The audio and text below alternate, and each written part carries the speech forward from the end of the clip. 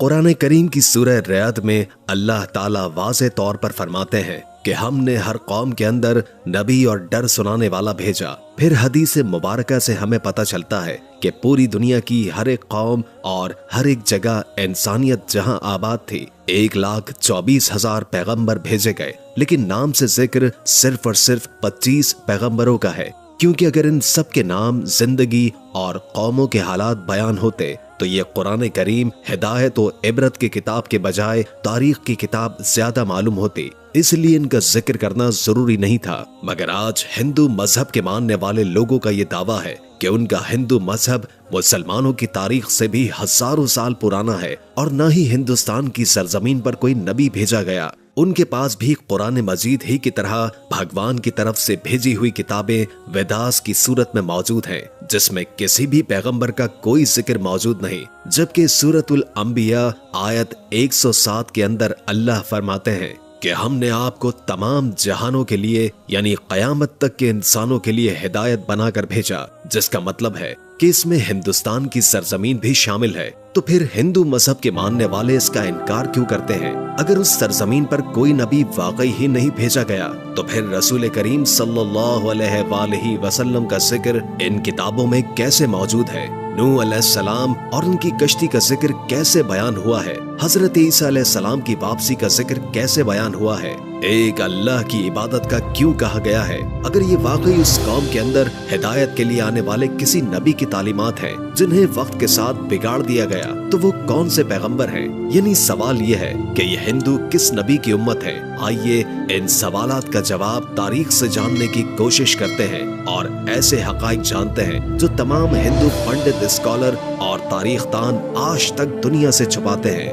ہندو مذہب کے ماننے والوں کا یہ دعویٰ ہے کہ یہ دنیا کا سب سے قدیم ترین مذہب ہے، اتنا قدیم کہ جب اسلام یا مسلمان لفظ کا وجود تک ہی موجود نہیں تھا، جو کہ صحیح بھی ہے، کیونکہ کفر و شرک کی ابتدا اسی دن سے ہو گئی تھی جب حضرت آدم علیہ السلام کے بیٹے قابیل نے حابیل کو قتل کیا اور ان سے الگ ہو کر کفر و شرک کے اندر مبتلا ہو گیا۔ حضرت ابراہیم علیہ السلام کی قوم بھی بت پرست تھی۔ حضرت موسیٰ علیہ السلام کی قوم نے بھی ایک وقت پر سونے کے بچڑے کی عبادت شروع کر دی، یہاں تک کہ رسول اللہ صلی اللہ علیہ وآلہ وسلم کے اعلان نبوت سے قبل کعبے کے اندر 360 بت موجود تھے، جنہیں فتح مکہ کے وقت صحابہ کرام نے توڑ توڑ کر ٹکڑے ٹکڑے کر دیے، جس سے یہ معلوم ہوتا ہے کہ بت پرستی تو دنیا کے پہلے انسان حضرت آدم علیہ السلام کی نافرمان اولاد کے وقت سے آج تک موجود ہے، مگر اس کا تعلق کسی مذہب سے نہیں بلکہ گمراہی سے ہے جو کہ شیطان ان سے کرواتا رہا۔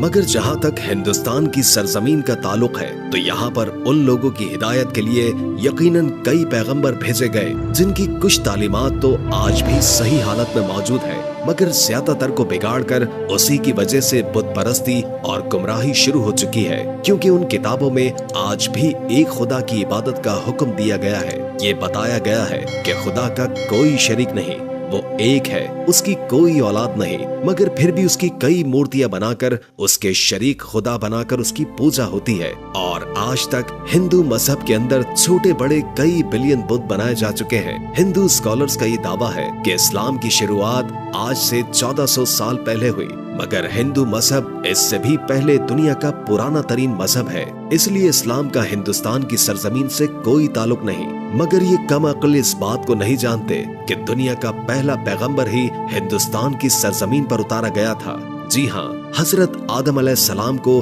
دنیا میں اس وقت ہندوستان کی سرزمین سری لنکا کی ایک پہاڑی پر اتارا گیا تھا، جہاں آج بھی ان کے قدم کا نشان موجود ہے، یعنی اس سرزمین پر پہلا ہی قدم ایک مسلمان اور پیغمبر نے رکھا، جس کا مطلب اسلام کی ابتدا عرب سے نہیں بلکہ ہندوستان سے ہوئی، کیونکہ مسلمان لفظ کا مطلب ہے اپنی خواہشوں کو رب کے حوالے کرنے والا، اس کا حکم ماننے والا انسان۔ حیرت انگیز طور پر لفظ آدم بھی سنسکرت زبان کا لفظ ہے، جو کہ ہندوستان کی سرزمین کی زبان ہے، نہ کہ عرب کی زبان، جس کا سنسکرت میں مطلب ہے پہلا، شروعاتی یا اوریجنل۔ इसलिए आदमी का मतलब है आदम अलैहिस्सलाम की औलाद, जिन्हें कदीम संस्कृत की किताबों के अंदर संभुआ मन्नू कहकर पुकारा गया है। अगर हिंदू किसी तरह से उनके वजूद का इनकार करने की कोशिश करें तो ऐसा बिल्कुल नामुमकिन है, क्योंकि उनकी मुकद्दस किताब ऋग्वेद और विवेश पुराना में आदम अलैहिस्सलाम की तख्लीक, फरिश्तों का उन्हें सजदा करना,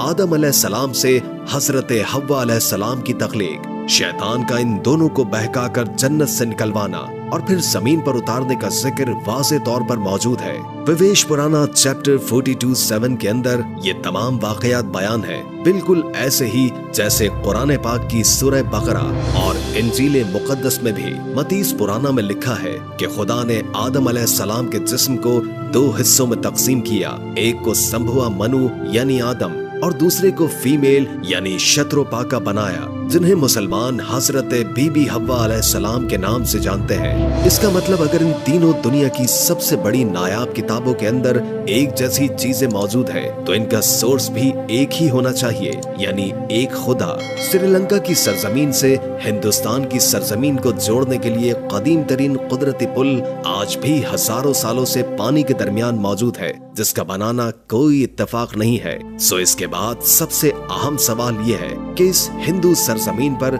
जिस पैगंबर को भेजा गया होगा, क्या उसके बारे में हमें तारीख में कोई शवाहिद या सबूत मिलते हैं? सबसे पहली बात यह है कि हिंदू नाम का कोई मजहब तारीख के अंदर कहीं पर मौजूद ही नहीं है, और न ही हिंदू मजहबी किताबों में और न ही कोई और आसमानी किताब मसलन तौरात, ज़बूर, इंजील के अंदर इसका कोई जिक्र मौजूद है। बल्कि दरिया सिंध के पास रहने वाले, सिंधु नदी के करीब रहने वाले लोग अपने इलाके की निस्बत की वजह से नाम को बिगाड़कर हिंदू कहलाए जाने लगे, जबकि असल में इनका ये मजहब संस्कृत जुबान के अंदर हिंदू नाम से नहीं, सनातन धर्म के नाम से तारीख में मौजूद है, जिसका अरबी में मतलब है मजहब पर कायम रहने वाला, जिसका बिल्कुल ऐसा ही मतलब कुरान करीम की सूरह रूम के अंदर भी मौजूद है, जहां पर इस्लाम को हमेशा बाकी रहने वाला दीन कहा गया है, यानी सनातन धर्म का मतलब भी मजहब इस्लाम है। तारीख के हवालों और मजबूत दलाइल से ये पता चलता है कि ये वैद किसी और पैगंबर पर नहीं बल्कि आदम सानी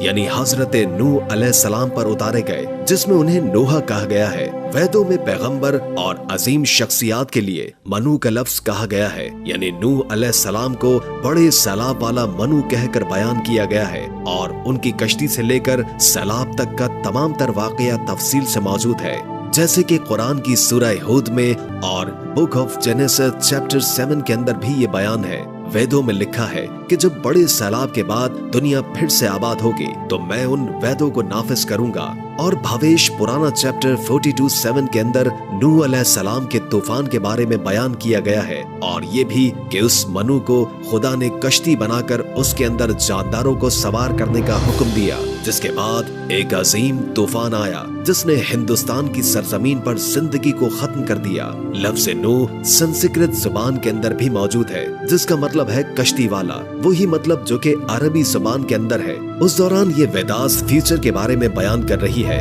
कि कैसे एक बड़ा तूफान आने वाला है और कैसे एक बार फिर इंसानियत की शुरुआत होगी। फ्रांस के एक राइटर A.J.A. डबावस को 40 साल तक पढ़ा और बताया है कि तूफान नूह के बाद हिंदुस्तान की सरजमीन एक सहरा की तरह थी जिसे आबाद किया गया, और खुद वेदास भी बार बार नूह अलैहिस्सलाम को मुखातिब करके उनके वाकयात को बयान कर रही है, जिसका मतलब है कि हिंदुस्तान की सरजमीन और नूह अलैहिस्सलाम के दरमियान एक ताल्लुक मौजूद है। और तूफान नूह के बाद जिन वेदास को नाफिज करने का बयान किया गया था वो हजरत नूह अलैहिस्सलाम की तालीमात थी, जो उस तूफान के बाद हिंदू सरजमीन पर उनके एक बेटे की नस्ल से आगे फैलना शुरू हुई। उसके बाद उस कौम ने गुमराह होकर बुत परस्ती करना शुरू कर दी, क्योंकि तारीख के हवालों से हमें ये पता चलता है कि नूह अलैहिस्सलाम की कौम के जैसे देवी देवताओं की पूजा करने का तसव्वुर दुनिया में कहीं और मौजूद नहीं था। कुरान करीम में नूह अलैहिस्सलाम की कौम को साबी कहा गया है, जो कि इराक की सरजमीन को कहते हैं, जहां पर सिर्फ हजरत इब्राहिम अलैहिस्सलाम पैदा हुए, जिनकी कौम यही मुशरिक थी, जिन्होंने नूह अलैहिस्सलाम और उनके दरमियान आने वाले तमाम अंबिया की तालीमात को या तो बदल दिया था या फिर भुला दिया था, और उन्हीं की पूजा करती थी। इसके अलावा ये फरिश्तों की इबादत किया करते थे, इसलिए खुदा के साथ साथ फरिश्तों की मूर्तियां भी बनाकर उन्हें भी खुदा का दर्जा देना शुरू कर दिया। बिल्कुल ऐसे ही जैसे हर बड़े काम पर अल्लाह ने फरिश्ते मुकर्रर किए हैं और वो हर बड़े काम पर अल्लाह की तरफ से पाबंद है, इसी तरह उन लोगों ने हर काम करवाने के लिए एक अलग अलग खुदा मूर्तियों की सूरत में बना दिया। ये लोग सितारों और आग के भी पुजारी थे, इसलिए आज भी हिंदू कौम सितारों के इल्म के अंदर इतना यकीन रखती है और आग की भी परस्तिश करती है, उसे मुकद्दस जानती है। मगर सबसे अहम सवाल ये है कि ये सब जानकर भी और अपनी किताबों के अंदर वाज़े तौर पर एक खुदा और पैगंबरों की तालीमात को वाज़े तौर पर देखकर हिंदू कौम इसका इनकार क्यों करती है, क्यों नहीं मानती कि अल्लाह के वादे के मुताबिक उनकी कौम के अंदर भी अल्लाह का पैगाम उतारा गया, उन्हें भी डर सुनाया गया। इस बात को समझने के लिए आपको सही बुखारी की एक हदीस मुबारक के बारे में जानना होगा, जो कि हजरत अबू सईद खुदरी रज़ी अल्लाह ताला अन्हु से रिवायत है कि रसूल करीम सल्लल्लाहु अलैहि वसल्लम ने फरमाया कि क़यामत के दिन हजरत नूह अलैहिस्सलाम और उनकी कौम को बुलाया जाएगा और अल्लाह ताला नूह अलैहिस्सलाम से ये सवाल करेंगे कि क्या आपने अपनी कौम तक मेरा पैगाम पहुंचा दिया था। हजरत नूह अलैहिस्सलाम फरमाएंगे कि बेशक मेरे मालिक। इसके बाद नूह अलैहिस्सलाम की कौम से पूछा जाएगा कि क्या नूह ने मेरा हुक्म तुम तक पहुंचा दिया था। ये लोग इनकार करेंगे, नहीं, हमारे पास कोई भी डर सुनाने वाला नहीं आया, हमें आपका कोई पैगाम नहीं मिला। अल्लाह ताला नूह अलैहिस्सलाम से फरमाएंगे कि आपका गवाह कौन है। वो फरमाएंगे कि हजरत मोहम्मद मुस्तफ़ा सल्लल्लाहु अलैहि वसल्लम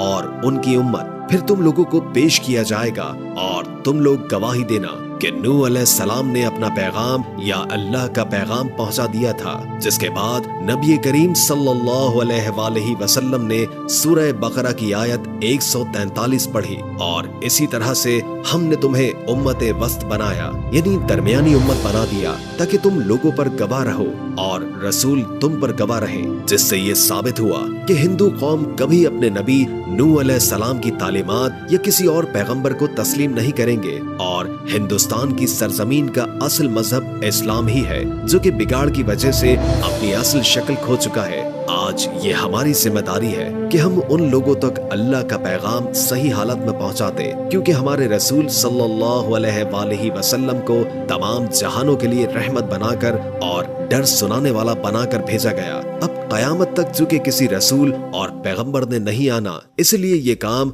उम्मत मुस्लिमा के जिम्मे है, जिससे कयामत के रोज इस बारे में सवाल किया जाएगा। डॉक्टर जाकिर नाइक जैसे लोगों ने मौजूदा दौर के अंदर इसकी बहुत कोशिश की और काफी हद तक अपनी तहकीक से लोगों को अल्लाह के एहसन से मुसलमान किया, उन्हें लॉजिकल तौर पर हकीकत पहुंचाने में कामयाब रहे। मगर अफसोस हमारे मुल्क पाकिस्तान में फिरका वारियत से भरा दीन इस अंदाज में मौजूद है, जो कि हम पूरी दुनिया में तबलीग के तौर पर पेश करने के काबिल नहीं है, क्योंकि आज का मुसलमान तहकीक के मामले में और इल्मी मैदान में दुनिया से बहुत पीछे रह चुका है। अल्लाह ताला हमें समझने की और अमल पैरा रहने की तौफीक अता फरमाए। आमीन सुम्मा आमीन। दोस्तों, हम उम्मीद करते हैं कि आपको हमारी आज की ये वीडियो जरूर पसंद आई होगी।